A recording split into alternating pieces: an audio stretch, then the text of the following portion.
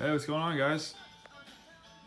Hey guys, I'm super stoked because I think that I finally got the ROCKHOPPER mud fenders kind of set up.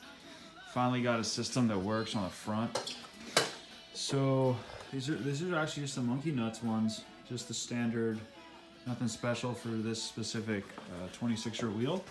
It looks really nice. So comes with the Velcro straps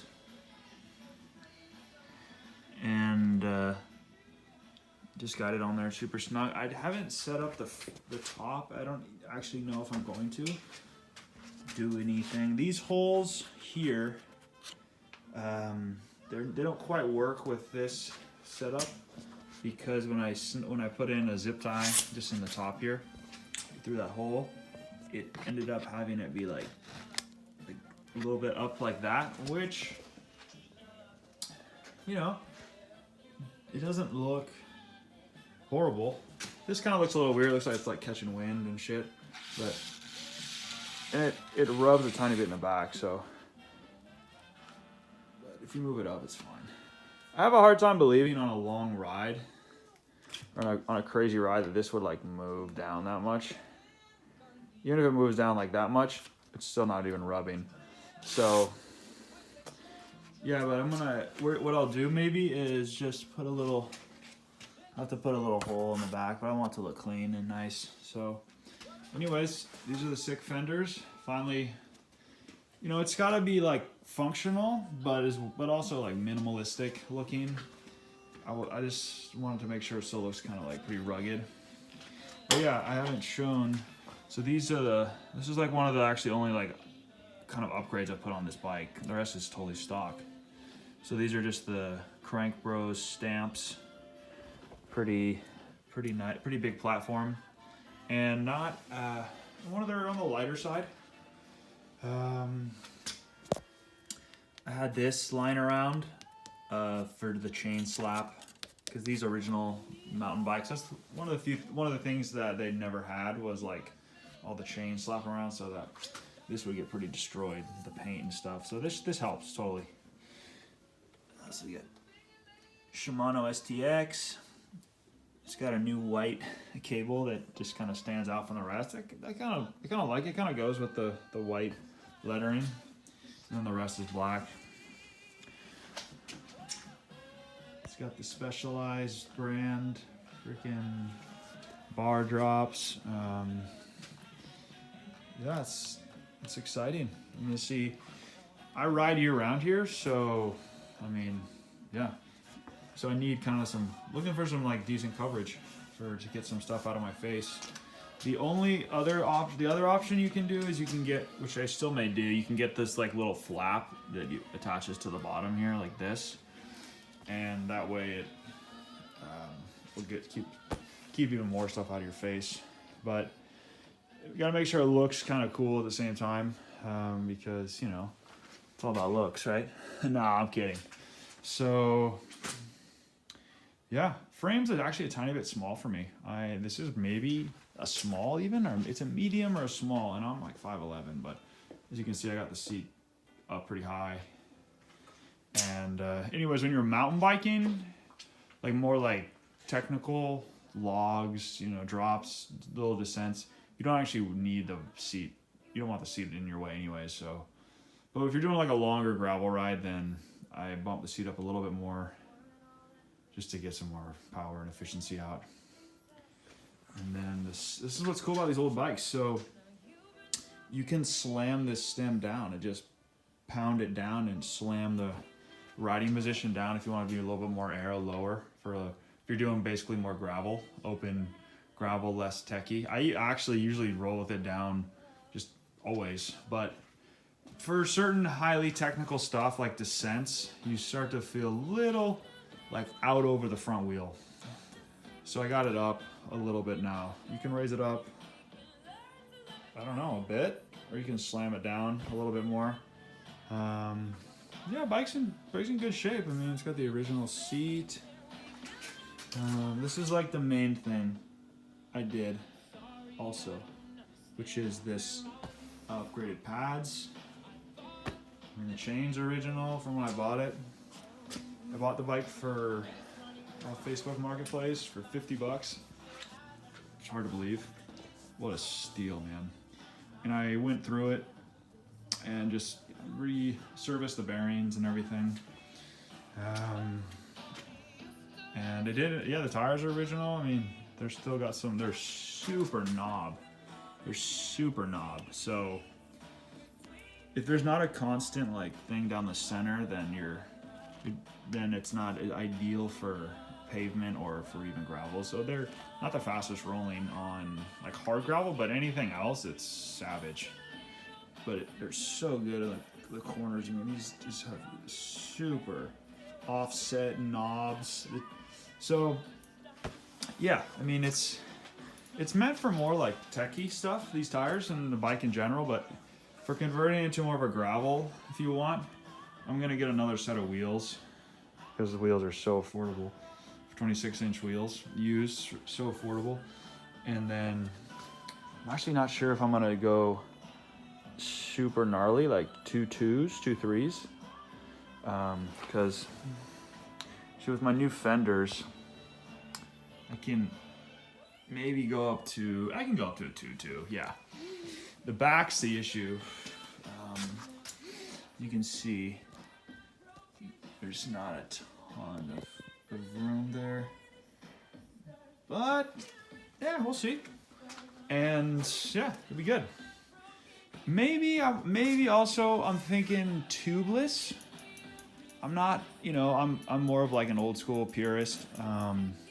But if I don't have to buy new wheels and I can just, you know, put the rim tape in the inside, probably wouldn't do it with these. I'm not gonna do it with these tires. These tires are really old. I don't think they would hold air sealed. But yeah, you have to buy tubeless tires. The wheels you don't. And you know, get a valve, a tubeless valve, try it out and see. Because yeah, if you can, with the thing with rigid bikes is you don't have suspension, right? So if you can, I run really low already. I'm running at the minimum, which is, the minimum's like 35. I'm running like, I've gone to like 25 and I haven't had any issues yet. But it's, you know, you're kind of asking for a pinch. Depending on the kind of roads, like if you're doing like a lot of rooted stuff with sharp, abrupt roots coming out of nowhere, you're gonna, and you don't slow down like me, you just send it, then you're gonna have an issue, more likely in the back tire. But if you're a lighter rider and you're good at popping up the front wheel and then the back wheel doing like more like bunny hop type stuff, then yeah, you can get away with maybe tubes and just running lower. But ideally the tubeless will be cool because it'll save maybe a little bit of weight, which, you know, weight's everything, right? Not, but that's fun to lose a little weight if there's not really, doesn't really cost anything.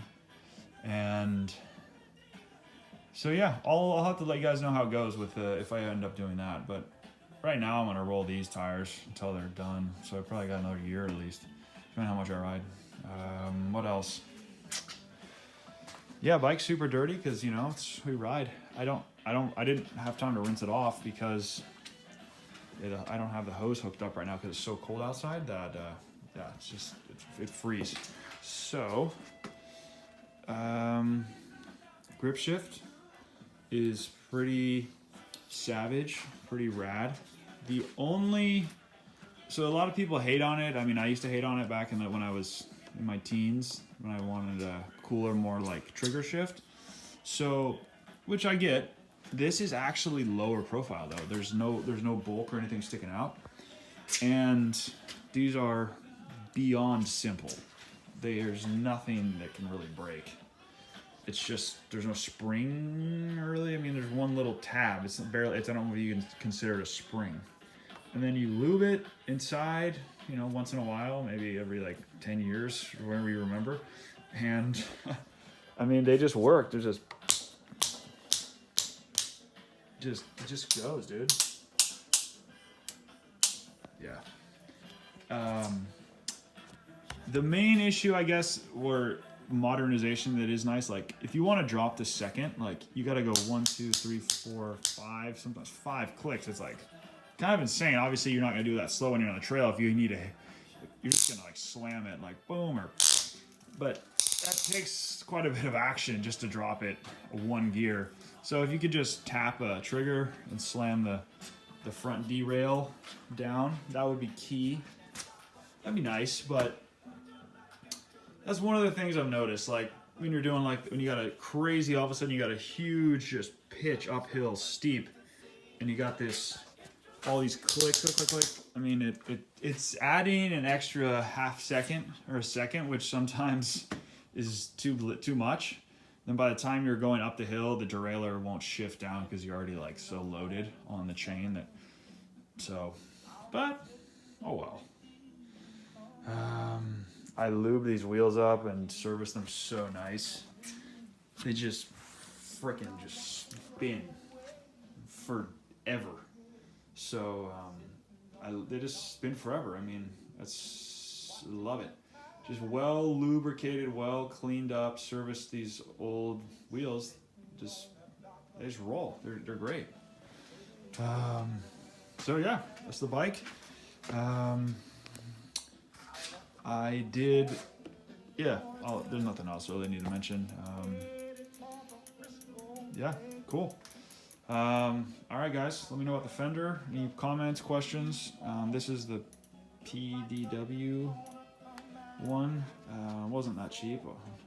Still not sure about it. It ended up loosening up on me at this point, and it was like kind of off. So I'm gonna have to see if I tighten it up more, and then if it does that again. It was only about an hour and a half ride, and it had loosened up, and I'm like, shit, if it fell off, I'd be out like $40, fell off on the trail. So that's what I like about these kind of like zip tie connections. These are never gonna, or Velcro, I mean, these would never come off. And sometimes you don't notice when these come off because it's behind you. So I like the look of it though. It's pretty wide, so it definitely like covers the tire by a lot. You can adjust this nut here and then angle this up if I wanted to have it, if I wanted to angle this up more. But there's a point where it starts looking not as cool when you have it angled too much. So you want to find that like sweet spot. Cool. All right, guys, talk to you soon.